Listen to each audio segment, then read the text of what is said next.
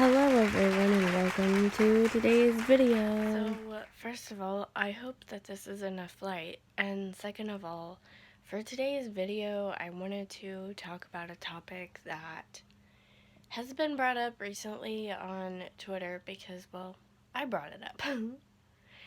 And the topic is,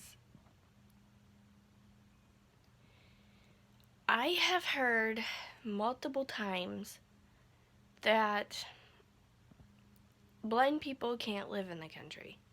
It just can't be done. I've heard this from sighted people and blind people alike, and I want to tell you that that is false. I live out in the country. So, how do I do it? Well, first thing, you have to have a car. And I know, cue the jokes about how blind people can't drive a car. But, how do you get a car? So, my dad was a mechanic. His entire life, he was a mechanic. And one of the things that he drilled into my head is that you don't have to go out and buy a brand new car. You don't have to go out and buy a car from a car dealership even. You can buy a car from someone who is selling a car. This person can be an old lady, an old man, an old somebody who has not driven their car very much. Sometimes you can even find newer cars from these people, and usually they're selling them because they can't drive anymore for whatever reason. So, if you go this route, usually you can find cars for like $1,000. My dad always told me I wouldn't go much lower than that, because if you go much lower than that, then you better ask why the car is that price, because there's something wrong with it. Now, should you choose to go this route, you need to take mechanically inclined with you, because the chances of you knowing what's wrong with your car is 0. Also, that person should be a man, because people tend to talk down to women, even if they are mechanically inclined. I don't know why that is. I've noticed it multiple times throughout my life. And oftentimes when people would go get a car like this, Dad would be like, "Do you want me to go with you?" Because a mechanic will be able to find the things that are going to be wrong, possibly with your new car, or find things wrong that you don't even know is wrong with your car, and this will prevent you from getting 90 to 95% of lemons. So, that was always my dad's advice, and it's something that I took to heart because I've seen what happened when that advice is not followed, and you always end up spending more money than you need to on cars because you get lemons. The second thing that I learned is that because of the internet, you can usually find parts for a car relatively cheaply. And I discovered this because of my mom's car. Okay, so the next step is to obviously get car insurance, and I covered that in another video, and I'll try to remember to link it down below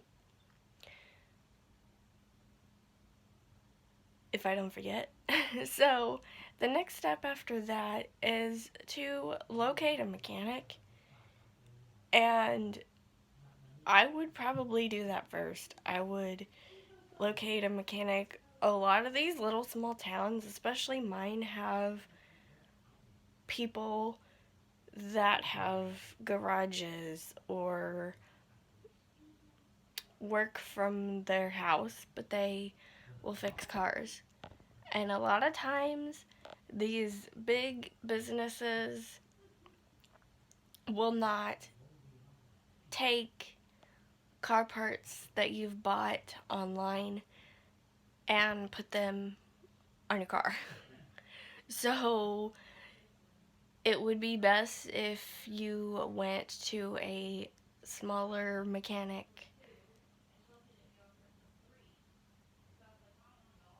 I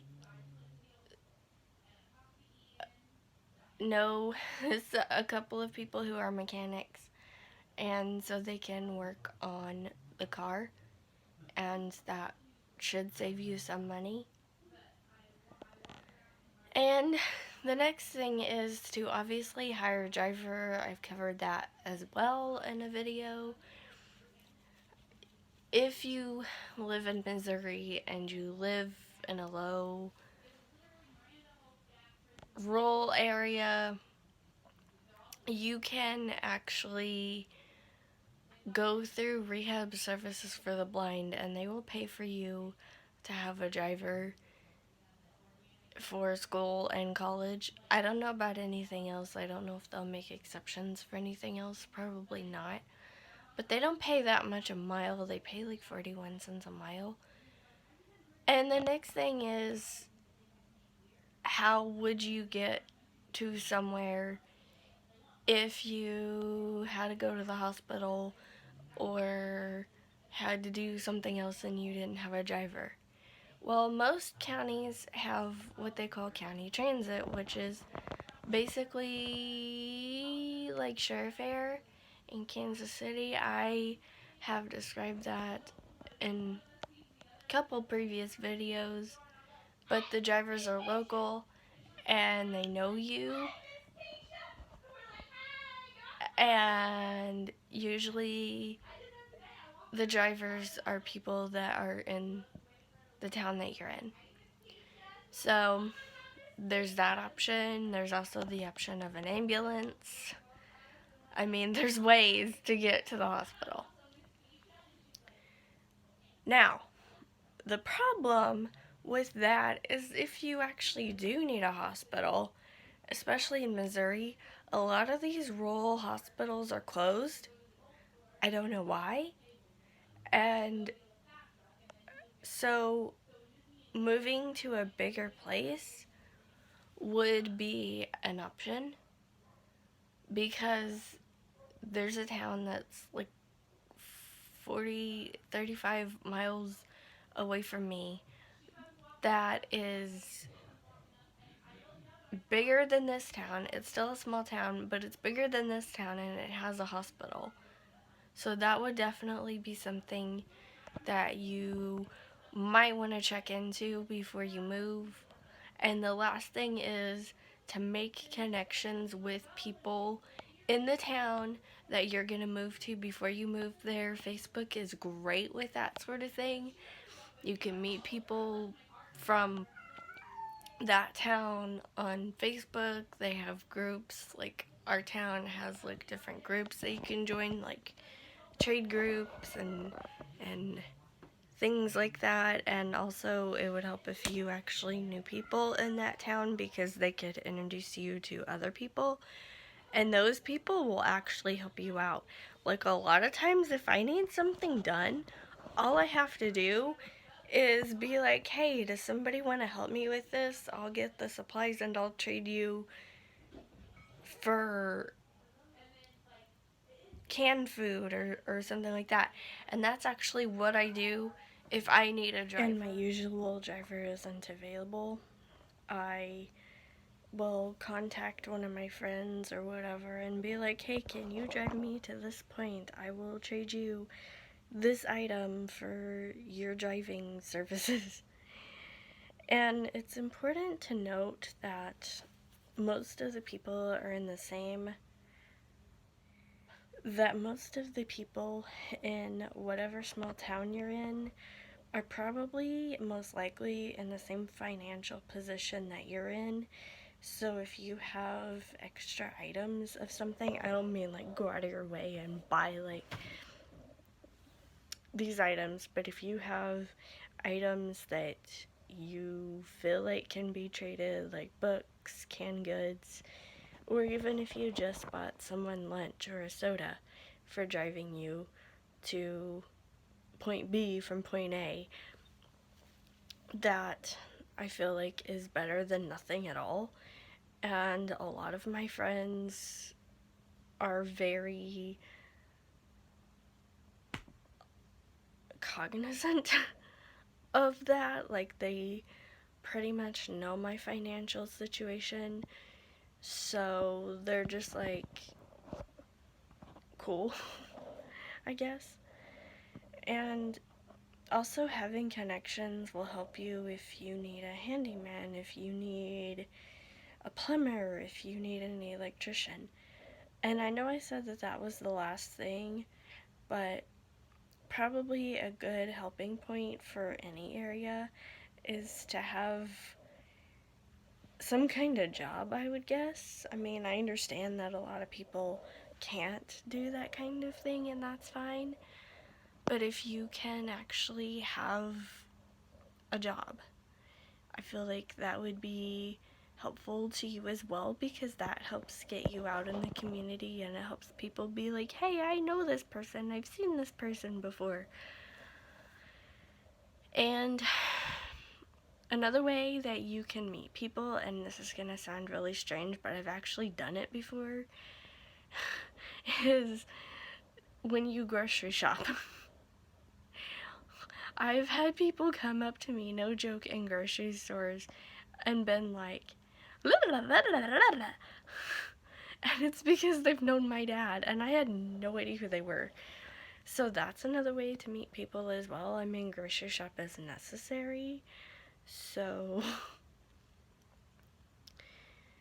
anyway, I hope that you like this video enough to give it a thumbs up.